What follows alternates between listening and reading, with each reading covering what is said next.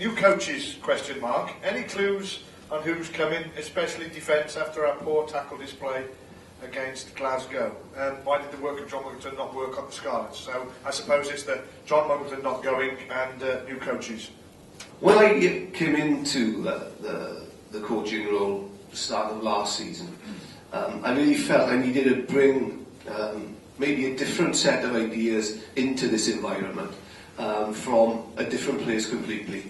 I looked around at who was available at the time in terms of a coaching perspective, and John really was a standout candidate. He'd been with Australia for 10 years, he'd won the World Cup with them, and had a CV, second to none in many regards. He came from the other side of the world. He would have a completely different view of things, and I felt that we needed to challenge the players and maybe the coaches that we had with a different viewpoint. John signed up on a 2-year contract. He came in, he certainly did all of that. He came with a completely different way of looking at things. His 2 years is now up. John moves on. He moves on with our gratitude and thanks in regard to the work that he's done here and his professionalism. But as I've already mentioned, we as a squad as well, the dynamic of our squad has moved on. We have a lot more younger players in our squad now, and we need to resource things differently. We need to move on. I alluded as well earlier to the fact that we've done a review. It's like any organisation or business, we do review ourselves continually, every week really, after performances. We haven't got time to not to do that, and it's pretty brutal in those terms. But at the end of the season, we put all that together, and we spent the last 3 or 4 days as a coaching group going through where we go next, what we need to do next, and areas that we need to target moving forward for next season. Obviously, I had a major influence on that. I understood, from my perspective, where we needed to go, and I was clear in terms of the coaches that I wanted around me to work with and to move this region forward. And I've already alluded to the fact of the positions that we'll have. Unfortunately, I can't give you names. But I think if you look at the philosophy that we've got on the rugby playing front, the same is going to be true moving forward on the coaching front. Nigel, just one back to you. Is there any news on Mark Jones? With Mark, he has had this ongoing problem with his knee. The likelihood is, at this moment in time, that he will not play any further part on the rugby side as a player. That's yet to be confirmed, but there's a high likelihood that will happen. In that respect, I think Mark has got a lot of qualities. He's great as a captain in the early part of the season. He understands the game, he's a true Scarlet and he's a real gent, and there will be a role for Mark moving forward within this region. Well, there's some specific questions about back play, so it'll be probably a bit of combination between Nigel and you. There was a nice one that talks about why do our backs sit deep at times, and from a kicking point of view, it seems from the outset that we kick aimlessly. Well, it's a fair point, David, but I think if you look statistically, we measure ourselves on the gain line that we get in various phases of play, and one of those is from set piece, first phase attack, and our gain line percentage is very high compared to all our opposition. I think we achieve the first phase gain line of over 70%. So while I accept your point is valid, statistically we are quite effective on our first phase in getting over gain line. And it is one of the measures that we have because it's very important to us. Obviously, as a winger, we will stand deep because you need time for the ball to travel through hands, and the ball's going to be passed backwards for a start. So, I mean, as a winger, you do start deep. So, when you get the ball, you're meant to be taking it at pace, and B, you need time in the backfield, as you say, as the ball's coming along to us, the defence is advancing. Obviously, we're still trying to manipulate and create a hole, but we need time to do that. And obviously, the wider you go, the deeper you have to stand to stop intercepts and stuff like that. So it's part of rugby. If you look at most teams will start deep. If we don't make it to the Heineken Cup, unless the Blues do us a favour, Will it affect players who'll be attracted to us next season? I don't think we're looking for players next season. But I think you make a very good point. You know, does it make us less attractive?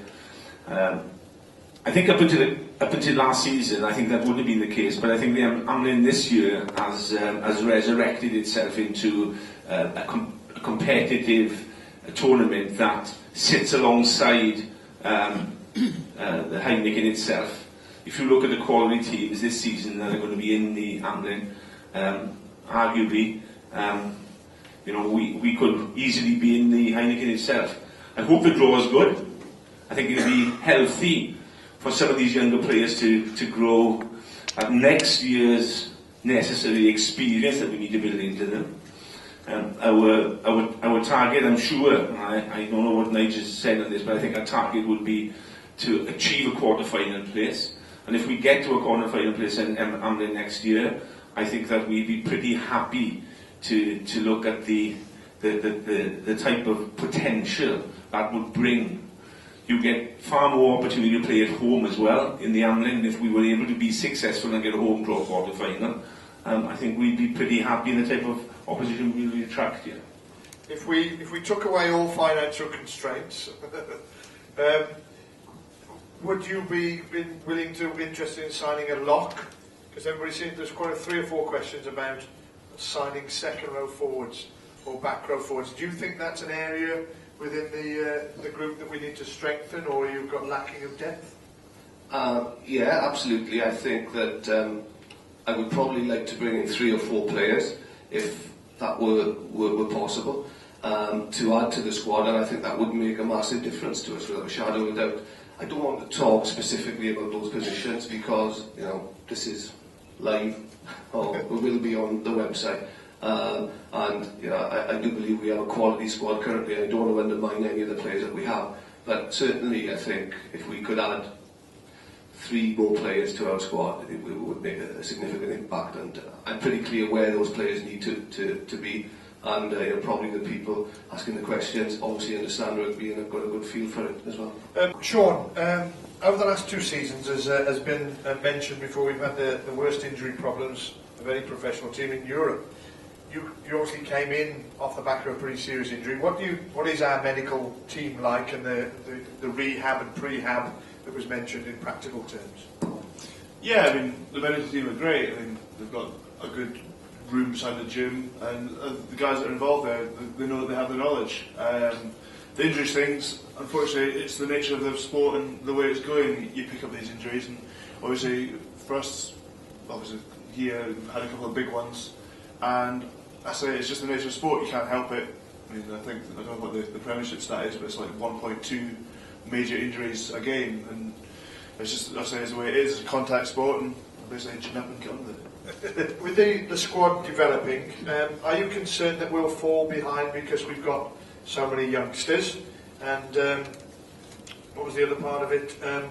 Do you think the squad is strong enough, you know, for the future? And are you happy that there's enough coming behind? Well, I sort of covered that in the presentation, and just reiterate the points really that covered that. I think we have been unlucky with the injuries to some of our senior players, but what that has allowed is the younger players to actually be exposed to this level of rugby earlier maybe than they would have been. It's been painful at times, but what I do know is that we're starting to see how beneficial that can be. You know, I spoke about the 2 young back rowers in Josh and Rob. We've seen Reece Priestland, for instance. He went through a difficult period at one stage, but because he was playing, because we were able to work him through based on his playing performance, he's actually matured, and for me it's been a bit of a breakthrough season for Reece. Genuinely, I don't believe there's many better second string, if you want to call him that for a better word, 10s anywhere in our league. I really don't, you know. And Reece, like all players, has had his demons to deal with, but I think by dealing with the pressure out there that's come on him, he's come through as a far stronger player. His skill set is second to none, and I think, you know, we're starting to see how good Reece can be. And also these younger players that I mentioned. Ken has had his opportunity this year. We've had the young Andy Fenby on the wing, whose his first ever season as a professional rugby player He's come from nothing. He's our highest line breaker as a player. You know, this guy will only get better. All these players are getting better constantly.